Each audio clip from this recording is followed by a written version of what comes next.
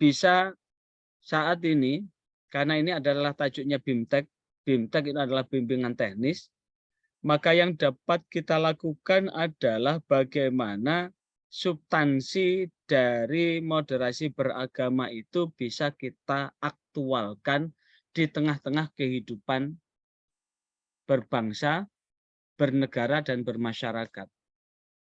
Kalau kemudian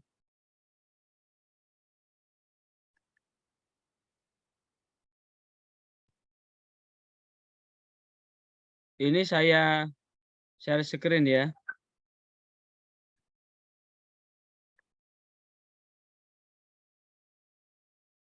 Berkaitan dengan moderasi, berkali-kali kita dihadapkan pada fakta bahwa betapa banyak negara besar, kerajaan besar yang tinggal kenangan. Apa kerajaan-kerajaan itu? Taruh aja kerajaan Bizantium, kerajaan Romawi. Kerajaan Romawi adalah kerajaan yang membentang dari Timur Tengah, Asia Tengah sampai Eropa. Tapi kerajaan Romawi tinggal kenangan. Kita juga pernah mengenal dinasti Abbasiyah yang membentang dari Asia Tengah, dinasti Abbasiyah yang membentang dari Asia Tengah hingga Afrika Barat atau Maghribi. Kita kenal kerajaan Turki Utsmani yang sampai ke Arab Saudi, sampai ke Mesir. Kita mengenal kerajaan Mughal, bahkan kita juga mengenal kerajaan Majapahit yang sampai Malaysia, sampai Thailand, sampai Indochina. Semuanya tinggal kenangan. Dan yang paling kres, kita mengenal kerajaan Rusia. Sebelumnya ada namanya Uni Soviet. Uni Soviet ini kerajaan sebuah negara yang saat ini tinggal kenangan karena Rusia sudah pecah berkeping-keping menjadi beberapa negara. Kita juga mengenal kerajaan Yugoslavia. Yugoslavia sekarang juga tinggal kenangan karena sudah pecah berkeping-keping menjadi beberapa negara. Maka satu hal yang menjadi pertanyaan kita, mengapa sebuah negara itu bisa hancur atau bisa bersatu? Maka tentu jawabannya banyak. Ketika kita tanya, mengapa sebuah negara itu bisa hancur atau bisa bersatu? Maka jawabannya juga banyak, sebanyak apa yang ada di dalam kepala kita. Sebanyak apa yang kita pikirkan. Orang menjawab dengan banyak jawaban. Bisa A, bisa B, bisa C, bisa D, bisa E, bahkan bisa X sampai Z. Tentu banyak instrumen piranti yang bisa menyatukan sebuah negara atau bisa menghancurkan sebuah negara. Maka disinilah kita juga tahu bahwa ada beberapa negara yang secara bendera punya bendera sendiri, yaitu Uni Eropa. Uni Eropa itu bisa kelihatan sebuah negara hanya di lapangan sepak bola. Tapi dalam hubungan ekonomi, politik, sosial, dan budaya, Eropa sudah menjadi satu, menjadi Uni Eropa. Bahkan mata uangnya pun sudah menjadi satu, yaitu mata uang euro. Dengan kepentingan politik, dengan kepentingan ekonomi, dengan kepentingan pertahanan atau fakta pertahanan dengan NATO-nya, maka Eropa bisa menjadi satu kesatuan dalam kepentingan. Kita juga tahu Jerman pernah sempat pecah menjadi Jerman Barat dan Jerman Timur, tapi Jerman juga bisa bersatu. Maka pertanyaannya adalah, bagaimana dengan kondisi di negara kita ini? Kondisi di negara kita ini yang heterogen. Dari Sabang sampai Merauke, yang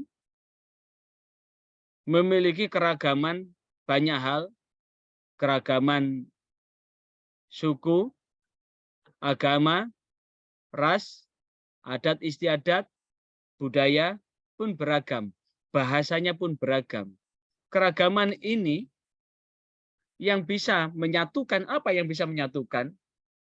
Tidak lain adalah bagaimana kita yang ada di SDM Kementerian Agama ini tetap merekatkan kehidupan berbangsa dan bernegara ini menjadi berkat. Kalau karena kita ini ada di Kementerian Agama, sekali lagi, karena kita ini ada di Kementerian Agama, maka bagaimana dengan agama kita tetap bisa rekat? Karena bagaimanapun juga, ketika ada sentimen agama, sekali lagi, ketika terdapat sentimen agama, maka di situ mudah sekali tersulut. Masih ingat tentang peristiwa berdarah di Maluku, di Sampit, di Poso, di beberapa titik di Maluku, gesekan antara Islam dan Kristen. Sampit, gesekan antara Dayak dan Madura. Ketika ada sentimen-sentimen suku, sentimen-sentimen agama, maka orang akan dengan sukarela mengorbankan nyawanya untuk menjaga harkat dan martabatnya, untuk menjaga martabat kemanusiaannya, untuk menjaga harga dirinya. Maka ketika agama sudah tersulutkan, maka bahasa-bahasa agama ini sangat rentan untuk mewujudkan sebuah perpecahan. Maka inilah yang kemudian satu pertanyaan, apa yang akan menjadi tantangan kita? Apa yang akan menjadi tantangan kebangsaan Indonesia? Dan bagaimana mempertahankan keberadaan itu?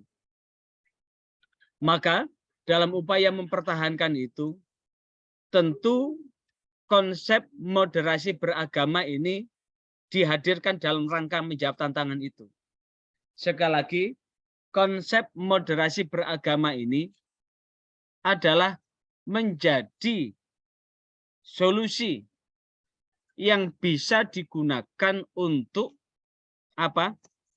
Digunakan untuk menjawab tantangan-tantangan yang terjadi yang bisa meretakkan persatuan dan kesatuan dalam kehidupan berbangsa, bernegara, dan bermasyarakat dalam negara kesatuan Republik Indonesia yang kita cintai. Tantangan-tantangan itu antara lain yang pertama adalah berkembangnya cara pandang, sikap, dan praktek beragama yang berlebihan, yang mengesampingkan martabat kemanusiaan. Cara pandang, sikap, dan praktek beragama yang berlebihan itu berarti lebih kita kenal dengan ekstrim. Ekstrim itu tepi banget, bisa tepi kanan, bisa tepi kiri. Kalau tepi kanan berarti memahami agama itu secara tekstual, tepi kiri adalah mendahulukan perasaan, mendahulukan otak, mendahulukan rasional, mendahulukan akal, sehingga nilai agama tercerabut dari akarnya. Maka inilah yang kemudian apa yang dapat kita lakukan dalam rangka menjawab tantangan pertama ini, tidak lain adalah bagaimana seluruh SDM yang ada di Kementerian Agama ini mengajak seluruh stakeholder yang ada di negara tercinta ini adalah memperkuat esensi ajaran agama dalam kehidupan masyarakat. Sekali lagi, memperkuat esensi ajaran agama dalam kehidupan masyarakat Indonesia. Apa makna memperkuat esensi ajaran agama? Maka sungguh ad-dinu wal aqlu wala yadinu liman la aqla lahu. Agama itu sesuai dengan akal, bisa diterima dengan akal. Tidak ada agama diterapkan buat orang-orang yang tidak berakal. Karena itulah orang gila, orang pingsan tidak wajib menjalankan agama. Tidak ada dosa jikalau dia tidak menjalankan agama. Orang gila, dia tidak dapat hukuman apapun dengan kegilaannya. Orang yang tidur pingsan, dia tidak dapat hukuman karena dia dalam posisi pingsan dalam kurun waktu yang tidak ditentukan. Karena memang agama itu adalah bagi orang yang berakal.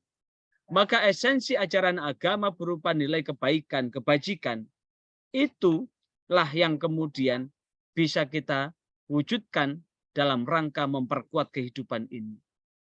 Tidak usah mencari perbedaan, karena sesungguhnya antara satu orang dengan yang lain itu sudah berbeda. Saya dengan Pak Karim aja sudah beda itu.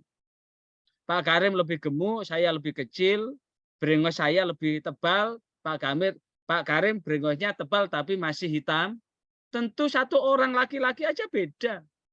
Belum lagi jeroannya saya dengan Pak Karim juga beda, dengan yang lain juga beda. Kalau selalu dicari perbedaan, maka sungguh tidak akan ada titik temunya. Cari persamaannya. Kita satu, sama sebagai manusia. Dua, sama sebagai anak turun Nabi Adam. Tiga, sama sebagai bangsa Indonesia. Empat, apalagi kita sama sebagai saudara sebangsa dan setanah air. Maka mencari titik persamaan itulah sebetulnya dalam rangka apa? Mengurangi gesekan-gesekan yang terjadi.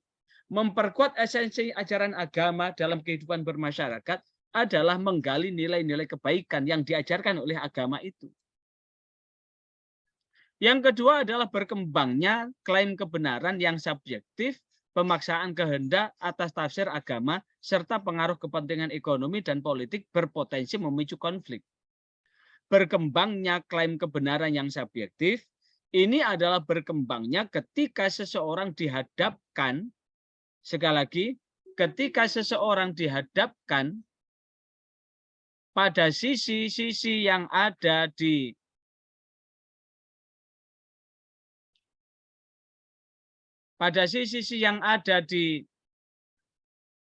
tengah-tengah kehidupan,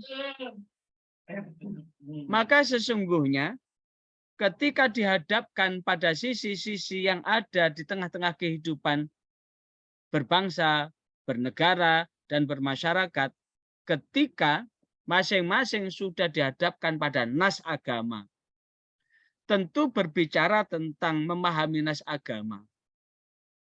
Setiap orang tentu dalam menangkap fenomena, menangkap nilai, menangkap pengertian itu berbeda-beda sehingga akan timbul beberapa tafsir. Ketika timbul tafsir yang berbeda, maka kemudian menganggap orang yang tafsirnya tidak sama dianggap salah. Inilah yang kemudian orang-orang yang seperti ini akan mengklaim bahwa kebenarannya paling benar, sehingga dia memaksakan kehendak atas tafsir agama itu kepada orang lain. Sehingga ketika ada orang yang tidak sama, sudah mudah dikafirkan, sudah mudah dibid'ahkan, sudah mudah disesatkan. Dan inilah yang kemudian jika terus dikembangkan akan menimbulkan kerawanan-kerawanan, pertikaian, dan pertentangan. Contoh aja, salah satu guru antara Abdullah bin Umar dan Umar bin Khattab itu beda kok. Padahal ayatnya jelas, salah satu guru. Tapi yang satu menafsirkan salah satu guru itu adalah 3 kali suci. Tapi yang lain menafsirkan salah satu guru itu adalah 3 kali menstruasi. Dari sisi ayatnya sama, tafsirnya beda, hasilnya pun akan menjadi beda. 3 kali suci dengan 3 kali menstruasi, hitungan hari itu akan beda. Nah, inilah yang kemudian ketika seseorang sudah mendapatkan satu tafsir yang bersifat subjektif itu, kemudian merasa bahwa tafsirnya itu paling benar, maka itulah yang akan memicu konflik. Belum lagi tafsir agama disinggungkan dengan masalah ekonomi. Belum lagi dengan masalah politik. Sampai detik ini pemilu tahun 2019 terbelah antara kecebong dan kampret. Sampai detik ini belum tuntas itu. Artinya apa? Ketika agama dibawa-bawa dalam urusan konstelasi politik praktis, maka ini akan menjadi petaka buat kehidupan ini. Maka inilah yang kemudian dalam semangat moderasi beragama perlu kita semua dapat mengelola keragaman tafsir keagamaan dengan mencerdaskan kehidupan keberagamaan. Apalagi saudara penghulu, saudara penyuluh dihadapkan pada masalah masyarakat yang heterogen. Taruhlah di Lamongan yang terbesar masyarakat Muslim di Lamongan ada Muhammadiyah, ada NU, ada LDII, maka kita ini adalah ngemong. Ngemong itu adalah mengasah, mengasih, dan mengasuh masyarakat. Dalam rangka mengasah, mengasih, dan mengasuh masyarakat, maka tentu ketika dihadapkan pada persoalan yang bersifat furu'iyah, maka peran kita adalah kita sampaikan dari keseluruhan pandangan-pandangan hukum, sehingga dengan pandangan-pandangan hukum itu orang sudah bisa memilih. Jadilah kita sebagai katalog, sehingga apa yang kita lakukan ini betul-betul mampu mencerdaskan kehidupan keberagamaan umat. Tantangan yang ketiga adalah berkembangnya semangat beragama yang tidak selaras dengan kecintaan berbangsa dalam bingkai negara kesatuan Republik Indonesia. Masih hari kini masih juga terdengar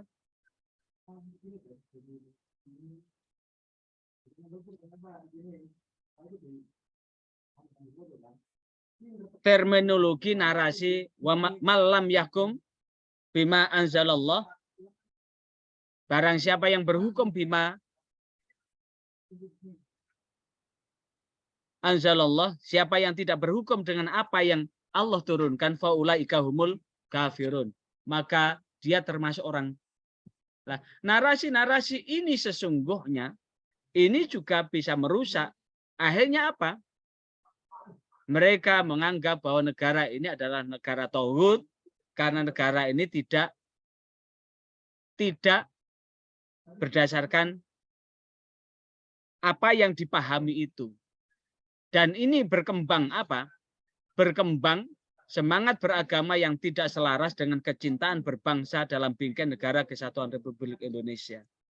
Padahal kalau kita jujur, bagaimana sepeninggal Rasulullah Shallallahu Alaihi Wasallam, Rasulullah kemudian dilanjutkan oleh Khulafaur Rasyidin, 4 khalifah yang terpilih, yang dipilih. Apa yang terjadi di akhir khalifah yang keempat? Umat Islam terpecah menjadi Khawarij, menjadi Syi'i, menjadi Sunni, yang satu dengan yang lain saling menista, satu sama lain saling menyerang, saling membunuh. Dan jangankan begitu, cucu Rasulullah Sallallahu Alaihi Wasallam, Sayyidina Husain, itu dipenggal dan kepalanya jadi bulan-bulanan dari pasukannya, anaknya Muawiyah. Artinya apa? Dalam sisi ini jelas, maka sesungguhnya beruntung dan berbahagialah kita ditakdirkan oleh Allah lahir di Indonesia. Indonesia yang kata Muhammad Saltut tatkala melakukan perjalanan dari Jakarta ke Surabaya menyatakan bahwa ini adalah qat'um minal jannah, kepingan dari kepingan surga. Dan dalam hal ini yang dapat kita lakukan adalah bagaimana kita bisa merawat keindonesiaan kita.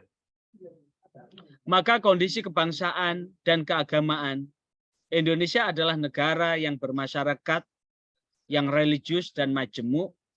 Meskipun Indonesia bukan negara agama, masyarakat Indonesia ini lekat dengan kehidupan beragama. Kemerdekaan beragama dijamin oleh konstitusi. Kemerdekaan beragama dijamin oleh undang-undang. Karena itulah kita SDM dari Kementerian Agama mengajak seluruh stakeholder yang ada di negeri tercinta ini untuk senantiasa menjaga keseimbangan antara hak beragama dan komitmen kebangsaan, yang itu semua menjadi tantangan bagi setiap warga negara Indonesia. Sehingga ada 3 hal bagaimana kita bisa memperkuat esensi ajaran agama dalam kehidupan bermasyarakat. Yang kedua, bagaimana kita bisa mengelola tafsir keagamaan. Dan yang ketiga, bagaimana kita bisa merawat keindonesiaan. Sehingga dengan 3 hal itu dibutuhkan moderasi beragama. Moderasi beragama ini adalah merupakan perekat antara semangat beragama dan komitmen berbangsa. Di Indonesia, beragama pada hakikatnya adalah berindonesia, dan berindonesia itu pada hakikatnya adalah beragama. Karena Indonesia adalah berdasarkan ketuhanan yang Maha Esa, kemanusiaan yang adil dan beradab, kemanusiaan persatuan Indonesia, kerakyatan yang dipimpin oleh hikmat kebijaksanaan dalam permusyawaratan perwakilan, serta mewujudkan keadilan sosial bagi seluruh rakyat Indonesia. Negara yang berketuhanan yang Maha Esa berarti di Indonesia ini tidak dibenarkan bagi orang yang tidak berketuhanan. Tidak dibenarkan bagi orang yang ateis. Berarti hidup di Indonesia adalah wajib berketuhanan. Maka itu sebetulnya pada hakikatnya di Indonesia beragama adalah berindonesia, dan berindonesia pada hakikatnya sudah beragama. Maka jika moderasi beragama ini sudah terwujud, maka terwujudlah toleransi, harmonis, dan damai. Moderasi agama ini, moderasi beragama maksudnya, moderasi beragama ini menjadi sarana mewujudkan kemaslahatan kehidupan beragama dan berbangsa yang harmonis, damai, toleran, sehingga Indonesia maju. Maka disinilah sebetulnya ekstremisme beragama dalam konsep moderasi beragama, keberagamaan dalam keberagamaan dalam keragaman Indonesia, ada 3 praktek beragama yang menciderai. Yang pertama, praktek beragama ada tantangan ekstremisme agama. Ekstremisme agama itu akan menghasilkan 3 hal. Yang pertama adalah praktek beragama yang menciderai kemanusiaan dan kemaslahatan. Taruhlah melakukan bom bunuh diri dengan alasan jihad. Itu sebetulnya adalah menciderai kemanusiaan. Nyawa yang Allah berikan ini perlu dirawat. Tidak kemudian kehidupan yang dia bom itu adalah fasilitas-fasilitas umum yang merupakan bagian dari kemaslahatan kehidupan manusia. Praktek beragama yang menciderai kemanusiaan dan kemaslahatan itu adalah bagian dari ekstremisme agama. Yang kedua, praktek beragama yang melanggar hukum berlaku. Apa contohnya praktek beragama yang melanggar hukum berlaku? Misalkan jalan raya ditutup, jalan raya Surabaya, Semarang ditutup di titik Lamongan, sepanjang jalan raya Lamongan ditutup karena hari itu dilakukan sholat jamaah atau sholat apa gitu, sehingga membutuhkan waktu berjam-jam. Memang hak untuk melakukan ekspresi agama, tapi kadang-kadang ketika apa yang dilakukan itu telah melanggar hukum, maka itu juga menciderai agama itu sendiri. Yang ketiga adalah praktek beragama yang melanggar kesepakatan berbangsa dalam bentuk konstitusi. Pemaksaan kehendak terhadap apapun yang ia lakukan. Dan inilah yang kemudian menjadi renungan pada kita semua. Bagi masyarakat Indonesia, agama merupakan rumah besar dan kukuh yang menjadi pelindung sejak lahir. Tumbuh sampai meninggal dunia kita diatur oleh agama. Kita lahir diatur oleh agama, bahkan sebelum lahir bapak ibu kita menikah loh. Dinikah dan menikah secara agama. Diatur secara agama. Ketika bapak ibu kita sedang bekerja sama untuk menyatukan diri Bapak Ibu kita juga menyatukan dengan prinsip agama, dengan aturan agama.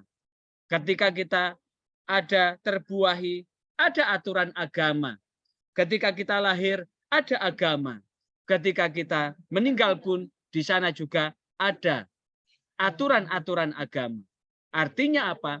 Semua aktivitas kita, jejak kehidupan kita, dari lahir sampai meninggal, tidak pernah terlepas dari nilai agama dan kesadaran beragama.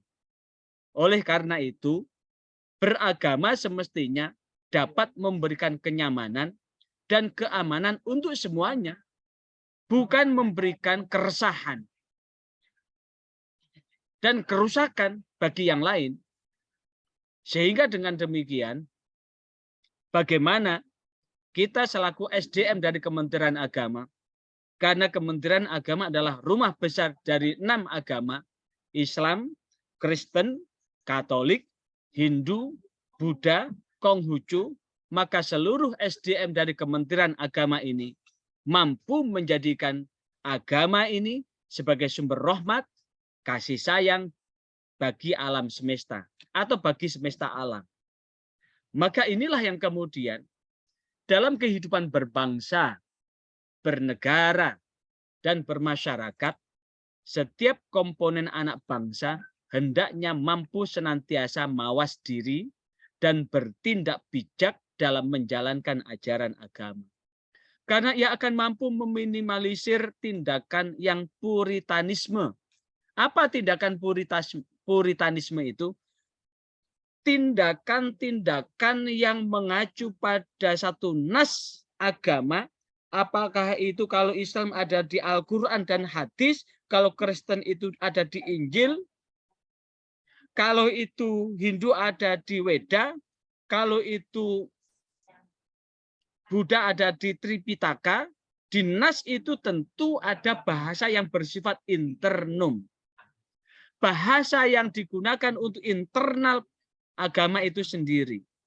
Sehingga bahasa yang mestinya digunakan untuk internum itu, maka biarlah itu menjadi bahasa internum. Kalau dalam bahasa Al-Quran ada mukmin, ada kafir, ada muslim, ada munafik, dan sebagainya. Maka tentu bahasa antara muslim, bahasa internum ada bahasa mukmin, kafir, maka bahasa internum demikian ketika muncul dalam bahasa eksternal dalam kehidupan berbangsa dan bernegara, maka teks yang kita pakai adalah bahasa eksternum dengan bahasa muslim dan non-muslim.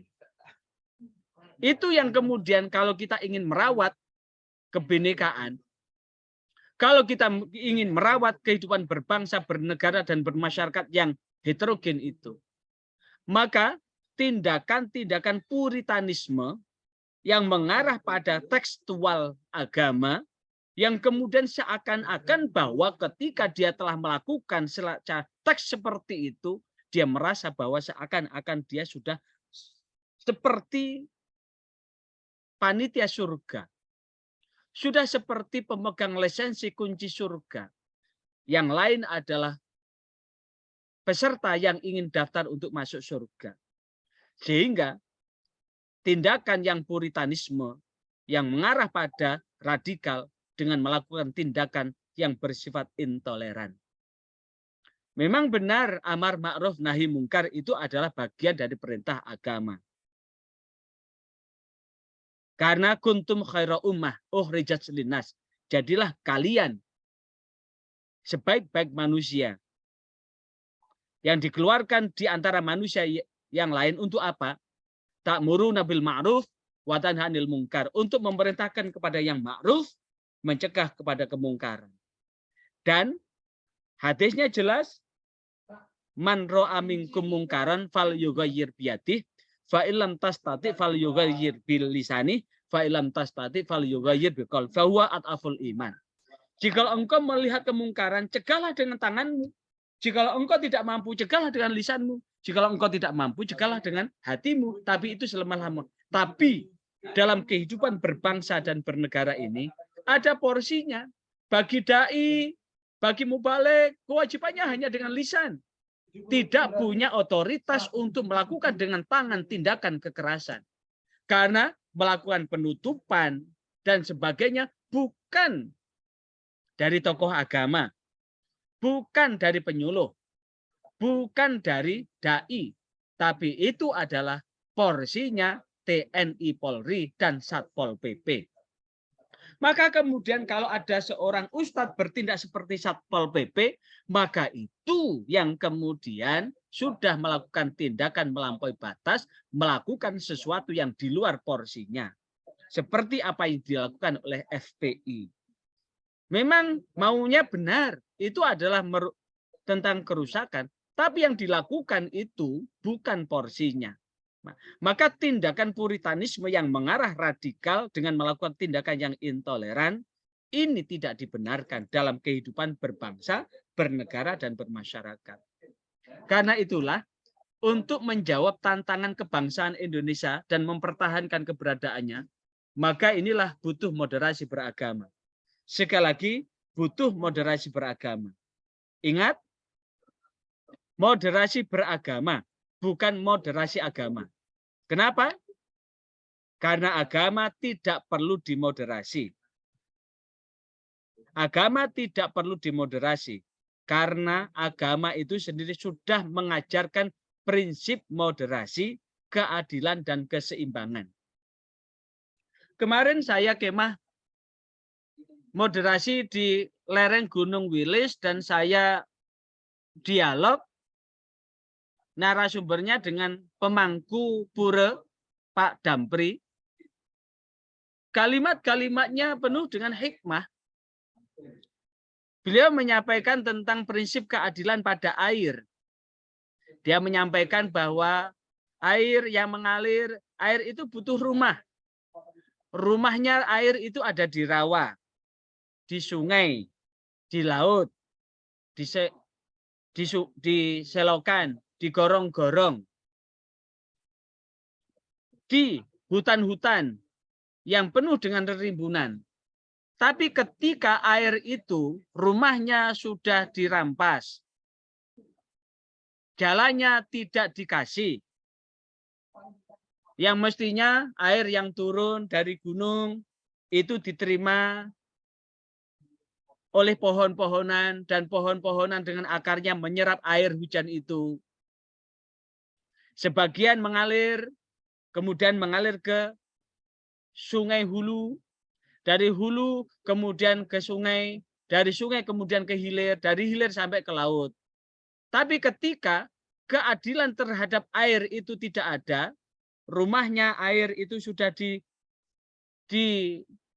direnggut, hutan-hutan dibabat habis, ditebang habis, sungai-sungai penuh dengan sampah, gorong-gorong kemudian tersumbat, kemudian akhirnya apa? Air itu demo. Demo ke rumah penduduk, demo ke jalan raya, dan juga demo ke pendopo. Kenapa? Karena rumah air itu sudah direnggut. Artinya apa? Sebetulnya dalam prinsip keadilan, prinsip keseimbangan, itu juga dikenal oleh ajaran agama lain. Artinya apa? Prinsip-prinsip moderasi, keadilan, dan keseimbangan itu sudah diajarkan dalam urusan keduniaan, itu sudah diajarkan.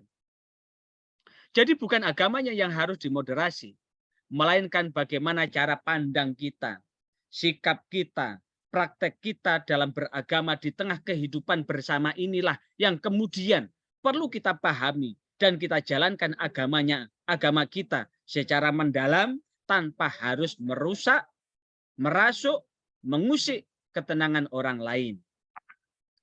Termasuk pengaturan pengeras suara. Ini masyarakat pun perlu disadarkan. Di Masjidil Haram pengeras tidak begitu keras sampai ke angkasa. Tapi suara pengeras itu bisa dirasakan ketika sedang menjalankan sholat. Adzan pun tidak memekikkan telinga. Bacaan-bacaan Al-Quran pun tidak memekikkan telinga. Tapi jumlah jamaahnya begitu banyak. Berbanding dengan di Lamongan. Semua pasang speaker tinggi-tinggi. Kemudian imamnya tidak datang-datang. Muadzin melakukan puji-pujian untuk memanggil muslimin muslimat, monggo jamaah sholat, ganjaranipun 17 derajat. Tidak ada yang datang. Akhirnya apa? Pujiannya. Apa? Kereta kencono. Artinya apa? Masih tidak ada datang. Begitu datang pun, imam datang pun, satu baris pun tidak penuh. Bayangkan itu. Udah pengerasnya dipasang tinggi-tinggi, pujian tidak selesai-selesai. Lah, inilah yang kadang-kadang hal-hal yang bersifat simbol ini kadang-kadang bisa merusak. Merusak apa? Keharmonisan dalam keragaman itu. Nah, cara-cara menjalankan agama yang seperti ini, itulah yang perlu dimoderasi. Yang perlu dimoderasi. Berikutnya, tidak ada agama yang mengajarkan ekstremitas, tapi tidak sedikit orang yang memahami dan menjalankan ajaran agama itu secara ekstrim. Sekali lagi, tidak ada ajaran agama yang mengajarkan ekstremitas, tapi tidak sedikit orang yang memahami dan menjalankan ajaran agama secara ekstrim. Karena itulah, bagaimana kita sebagai SDM, sumber daya manusia yang ada di Kementerian Agama ini, membentangkan, menggemakan, menggaungkan moderasi beragama ini. Yaitu bagaimana kita mewujudkan cara pandang, sikap, praktek beragama dalam kehidupan bersama dengan cara mampu menerapkan esensi ajaran agama yang tujuannya adalah melindungi martabat kemanusiaan, membangun kemaslahatan umum yang berlandaskan prinsip adil, berimbang, dan mentaati konstitusi sebagai kesepakatan bersama. Maka ini ketika kita tuangkan yang lebih rinci, bagaimana kita mewujudkan cara pandang kita, sikap kita, praktek kita, cara pandang, sikap, praktek apa? Praktek beragama. Beragama yang bagaimana? Dalam kehidupan bersama. Ketika cara pandang, sikap, praktek beragama dalam kehidupan bersama, keseluruhan pemeluk agama atau keseluruhan umat beragama ini mampu mengejawantahkan esensi ajaran agama. Yang tujuannya adalah bahwa agama itu melindungi martabat kemanusiaan. Yang kedua, bahwa agama itu bisa membangun kemaslahatan umum. Agar martabat kemanusiaan terlindungi, kemaslahatan umum terbangun, maka seluruh orang perlu mendasarkan apa yang dilakukan dengan prinsip adil. Wad'u syai' fi mahalli, meletakkan sesuatu pada tempatnya. Berimbang dan tetap taat konstitusi. Inilah yang kemudian sebagai tugas kita semua, seluruhnya punya kewajiban untuk apa? Mengajak umat, sekali lagi, mengajak umat harus taat beragama dan mendalam. Berarti dalam pengertian ini sebetulnya moderasi beragama itu tidak mencampur adukkan ajaran agama satu dengan yang lain. Biarlah ajaran agama itu berdiri di masing-masing koridor. Ibarat ada 6 roti. Yang pertama roti kukus. Yang kedua roti molen. Yang ketiga roti bikang. Yang keempat roti apa? Roti tawar. Yang kelima roti sisir. Yang keenam roti pisang. Tentu 6 roti ini mempunyai resep beda-beda. Ketika roti ini dicampur, tentu rasanya roti ini tidak sama. Dan setiap penyuka roti itu wajib mengatakan bahwa rotinya paling enak. Maka bagi seluruh pemeluk agama ini wajib menyatakan bahwa agamanya paling benar, paling baik. Kalau dia menyatakan bahwa agamanya tidak paling benar dan tidak paling baik, maka dia belum mendalam dengan agamanya, belum taat dengan agamanya.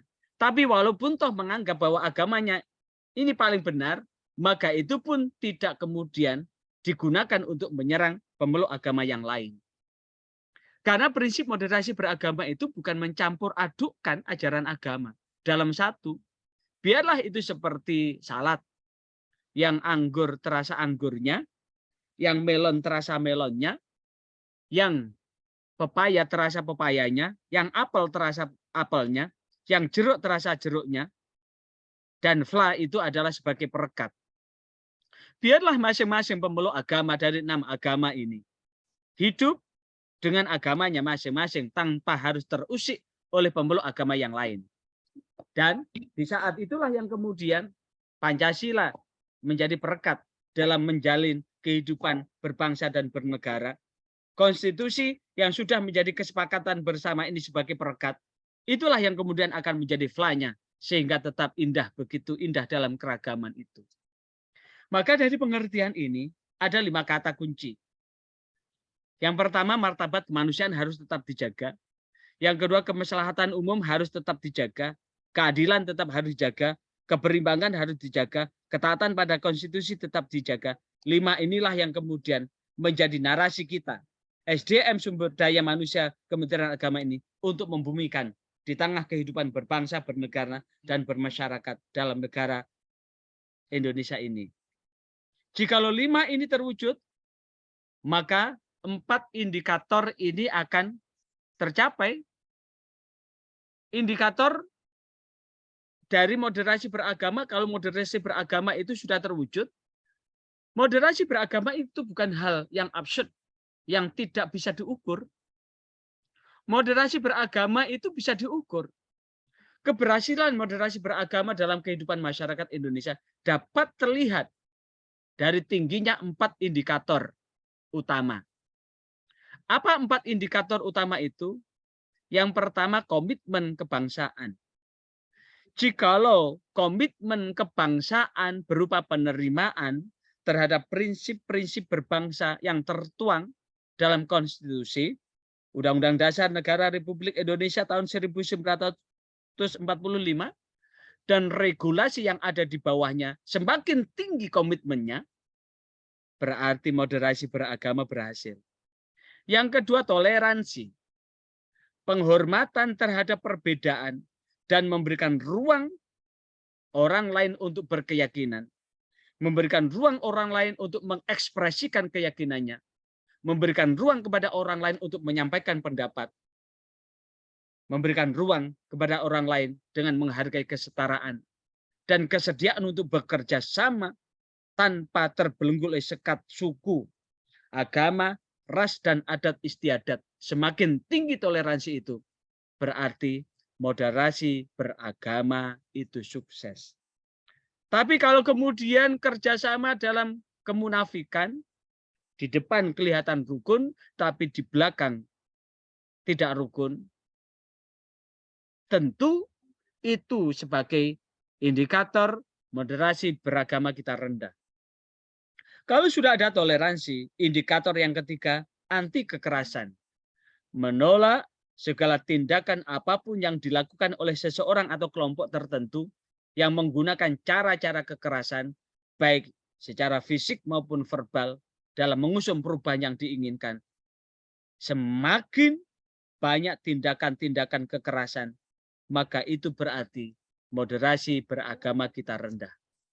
Dan yang keempat, penerimaan terhadap tradisi, ramah dalam penerimaan tradisi dan budaya lokal dalam perilaku keagamanya sejauh tidak bertentangan dengan pokok ajaran agama, itu berarti semakin tinggi, semakin bagus nilai moderasi. Hari ini secara virtual saya sengaja pakai blangkon. Pakai blangkon. Blangkon warna hitam dan di belakangnya ada pentolnya. Berarti semangat untuk menjaga kekurangan saudaranya. Sekali lagi, semangat untuk menjaga kekurangan saudaranya. Semangat menjaga aib saudaranya. dalam rangka menjaga harmoni. Menjaga harmoni, dan ini juga bisa dipakai sholat selama belangkon ini suci. Apakah kemudian pakai kopiah ini harus pakai kopiah seperti ini? Ini adalah songkok nasional. Orang non-muslim pun bisa pakai songkok ini. Apakah pakai serban? Abu Jahal, Abu Lahab pun pakai serban. Artinya apa? Jangan sampai kita terjebak pada simbol-simbol yang akhirnya menjadikan sebuah pertikaian di antara kita, pertentangan di antara kita yang merusak keharmonisan itu. Maka wujud menerima tradisi, karena bagaimanapun selama tradisi itu tidak bertentangan dengan pokok ajaran agama, sekali lagi, selama tradisi itu tidak bertentangan dengan pokok ajaran agama, saya yakin dengan seyakin-yakinnya bahwa setiap kebaikan itu dari Allah Subhanahu wa taala. Kalau kebaikan itu dari Allah, yang Allah Subhanahu wa taala, Tuhan yang Maha Kuasa, maka tentu kebaikan itu bisa diberikan kepada nabi. Bisa diberikan kepada siapapun yang Allah kehendaki. Yu'til hikmata mayyasha wa may yu'tal hikmata faqad utiya khairan katsira. Allah memberikan hikmah. Hikmah itu adalah kemampuan untuk menangkap kebenaran. Hikmah itu adalah kemampuan untuk menangkap fenomena-fenomena alam. Hikmah itu adalah kemampuan untuk menerima sesuatu yang secara positif dari alam semesta ini. Sehingga sesuatu yang positif itu digunakan sebesar-besarnya kemakmuran manusia. Dan Allah akan memberikan hikmah. Yu'til hikmata may yasha. Allah memberi hikmah kepada siapapun yang Allah kehendaki. Dan wa may yu'tal hikmata, dan barang siapa yang diberikan hikmah, faqad utiya khairan katsira, maka sungguh dia diberi kebaikan yang baik. Termasuk orang yang mendapatkan inspirasi bikin kopiah ini juga dapat hikmah. Termasuk binaannya Pak Karim yang bikin kopiah otok itu adalah orang yang dapat hikmah untuk merajut otok yang ada di bawah itu untuk diangkat derajatnya dari di kaki manusia, untuk diangkat derajatnya setelah disucikan, jadilah kopiah, namanya kopiah otok. Itu adalah bagian dari hikmah ilmu Allah untuk bisa merajut itu. Maka sesungguhnya tradisi-tradisi yang tidak bertentangan dengan ajaran agama, secara hakikat itu adalah dari Allah Subhanahu wa taala, bukan dari setan, karena setan itu menghendaki kerusakan.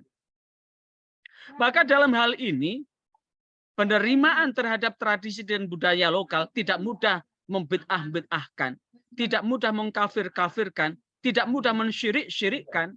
Itulah yang kemudian orang kemudian bakar dupa, bakar kemenyan. Itu kan caranya untuk memuji Tuhan, bukan memuji setan. Artinya apa? Mengekspresikan memuji Allah yang Maha Kuasa. Apakah dengan bahasa Om atau bahasa-bahasa yang lain, karena masing-masing punya bahasa internum agama.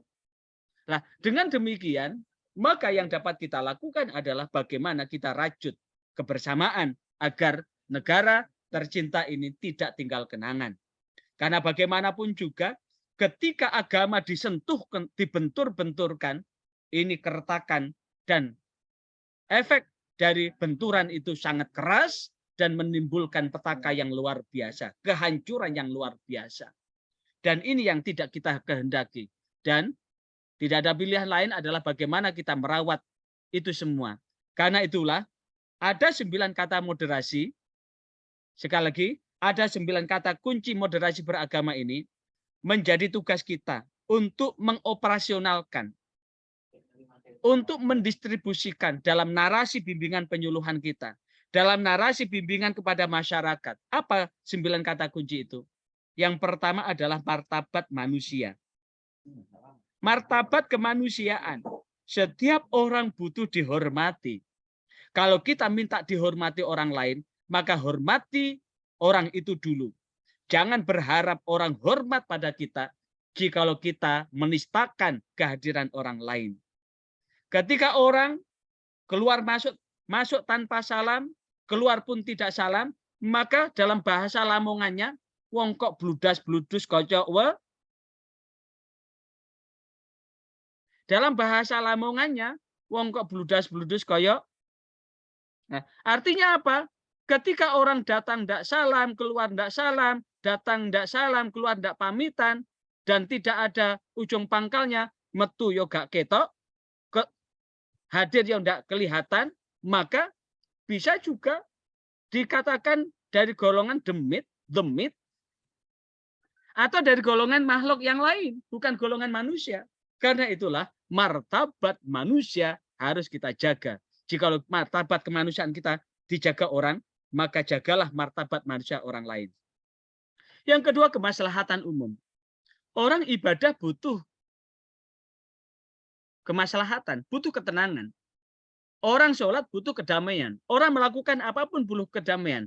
Orang bekerja butuh kedamaian. Lah, maka fasilitas umum, kemaslahatan umum ini perlu kita jaga. Jikalau kita tidak mampu menjaga kemaslahatan umum, maka kita akan hancur dengan diri itu semua. Dan yang ketiga, kita tetap berbuat adil pada siapapun. Berbuat adil itu tidak kemudian tebang pilih. Berbuat adil itu adalah dalam rangka distribusi yang sama. Bukan karena dia temannya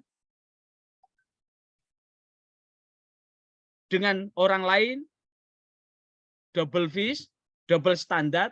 Namanya adil itu tidak tebang pilih. Walaupun terhadap anaknya sendiri, jikalau melanggar, ya tetap dihukum. Oh, namanya adil. Yang keempat adalah berimbang. Berimbang itu berarti antara hak dan kewajiban berimbang. Antara kebenaran berimbang semua. Antara kepentingan umum dan kepentingan pribadi berimbang semua. Keberimbangan inilah yang kemudian akan bisa kita menjadikan diri kita tawasud wasatiyah. Yang kelima, kita tetap taat pada konstitusi. Jikalau 5 hal ini dapat kita wujudkan, maka indikator dengan toleransi yang tinggi, anti kekerasan yang tinggi, komitmen kebangsaan yang tinggi, dan penerimaan terhadap tradisi tinggi, maka ini moderasi akan terwujud. Dan 9 kata kunci ini menjadi tugas saudara untuk mengoperasionalkan dalam menjalankan tugas di Kementerian Agama ini. Sekali lagi, 9 kata kunci ini menjadi tugas saudara untuk mengoperasionalkan. Dan di 2022 ini penguatan moderasi beragama sudah tuntas. Tahun 2023 seluruh kepala KUA beserta penyuluhnya punya kewajiban untuk membuat kampung moderasi. Sekali lagi, seluruh kepala KUA beserta penyuluh dan penghulunya wajib membuat salah satu desa binaan penyuluh, yaitu kampung moderasi. Sehingga di 2023 dari Sabang sampai Merauke akan ada launching kampung moderasi. Bagaimana mewujudkan kampung moderasi ini? 9 kata kunci ini ditingkatkan kualitas nilainya. Ditingkatkan kualitas standar mutunya. Nah, sehingga implementasi ketika terjadi relasi politik dan agama, maka ini nanti KUA akan menjadi pionir di dalam rangka menjadikan nilai agama fatsun politik. Ketika nanti ada orang yang membawa ayat-ayat agama untuk kepentingan politik, tolong diingatkan para penyuluh penghulunya, bila perlu saat pencatatan, proses pencatatan nikah, sampaikan bahwa agama, nilai agama itu bukan untuk kepentingan politik, tapi agama itu adalah ruh berpolitik. Jangan kemudian atas nama cari kursi bawa ayat. Begitu ayat kursi di bawah, kursinya di bawah, ayatnya tinggal di tempat. Kemudian untuk agama dan hukum, maka ini sebagai pionir dari KUA, dari Pak Kepala KUA beserta penyuluh dan penghulunya, bagaimana menekankan tujuan penerapan hukum yang memenuhi hajat hidup orang banyak dan kemaslahatan bersama, tanpa harus memaksakan formalitas hukum agama.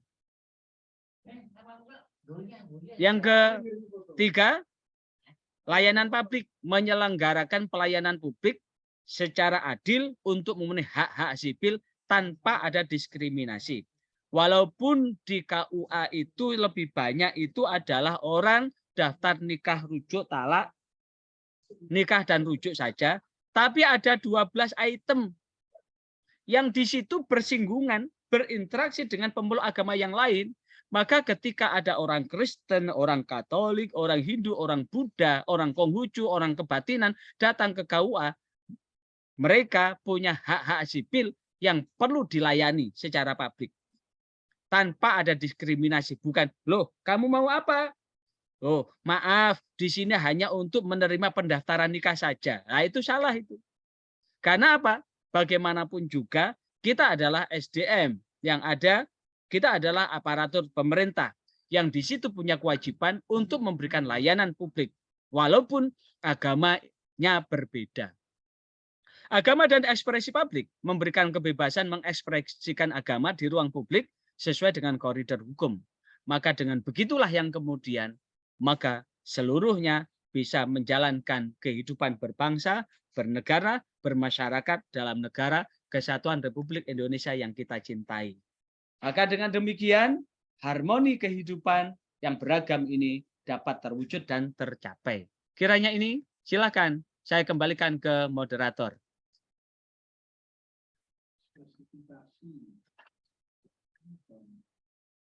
Saya kembalikan ke moderator.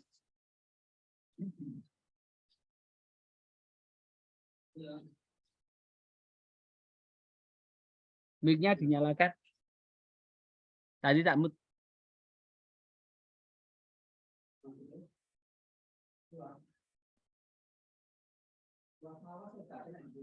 Itu mic-nya dinyalakan. Kegiatan hari ini. Ya, silakan. Barangkali ada yang saya kembalikan ke moderator.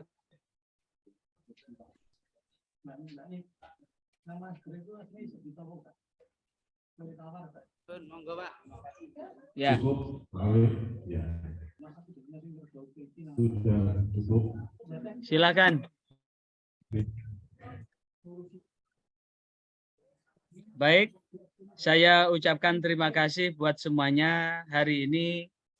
Walaupun kita tidak bisa ketemu secara fisik, kita bisa ketemu secara virtual ini. Mudah-mudahan kondisi seperti ini bisa tetap bernilai berkah. Sekali lagi, bernilai berkah. Dan mudah-mudahan tahun 2023 nanti kita bisa kemah moderasi ya. Di mana? Lamongan yang ada bumi perkemahan itu di mana ya? Gunung Ratu Ngimbang. Gunung Ratu Ngimbang. Oh, MCK-nya cukup nggak itu?